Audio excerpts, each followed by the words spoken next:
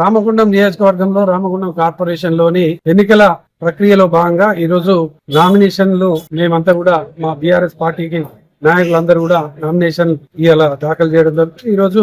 చివరి రోజు BRS party నాయకులందరూ కూడా వాడవాడలో గల్లీ గల్లీలోకి వెళ్ళినప్పుడు ప్రతి ఒక్కరు చెప్తున్నటువంటి మాట ఒకటే, మేము ఈ యొక్క రామగుండం కార్పొరేషన్ లో మా కార్పొరేటర్ ని గెలిపించి కేటీ రామారావు గారికి రాష్ట్ర పురపాలక శాఖ మంత్రిగా ఉన్నప్పుడు మా గల్లీ గల్లీన రోడ్లు వేసిండ్రు, మా వాడవాడన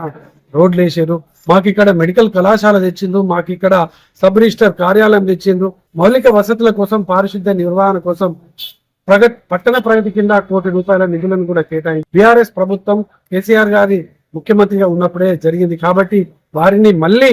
రాబోయేటువంటి అసెంబ్లీ ఎన్నికలలో గెలుస్తామనేటువంటి సాంకేతాన్ని, వారిని ముఖ్యమంత్రిగా చేస్తాం, కేసీఆర్ గారిని ముఖ్యమంత్రిగా చేస్తామనేటువంటి సాంకేతాన్ని ఈ యొక్క ఎన్నికల ద్వారా మేము కేటీఆర్ గారికి బహుమతిగా ఇచ్చి రాబోయే ఎన్నికలలో రామగుండం కార్పొరేషన్ లో గులాబీ జెండాను ఎగురవేస్తామని ప్రతి వాడవాడన గల్లి గల్లిన చెప్తున్నటువంటి పరిస్థితి. ఈ ప్రాంతంలో ఉన్నటువంటి సకల జనులందరూ కూడా ఇలా బీఆర్ఎస్ పార్టీకి సంపూర్ణంగా మద్దతు తెలుపుతున్నటువంటి సందర్భంగా ఈ రోజు కొంతమంది మా నాయకుల నామినేషన్లకు మేము కూడా హాజరు కావడం జరిగింది. ప్రజలందరూ కూడా విజ్ఞప్తి చేస్తున్నాం, ఈ పారిశ్రామిక ప్రాంతంలో ఉన్నటువంటి ఈ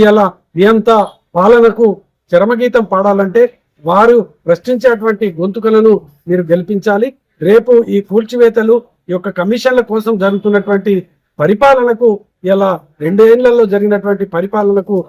ఇలా ఒక గుణపాఠం చెప్పాల్సినటువంటి సందర్భం కాబట్టి తప్పకుండా బీఆర్ఎస్ పార్టీని గెలిపించాలని కూడా విజ్ఞప్తి చేస్తాము.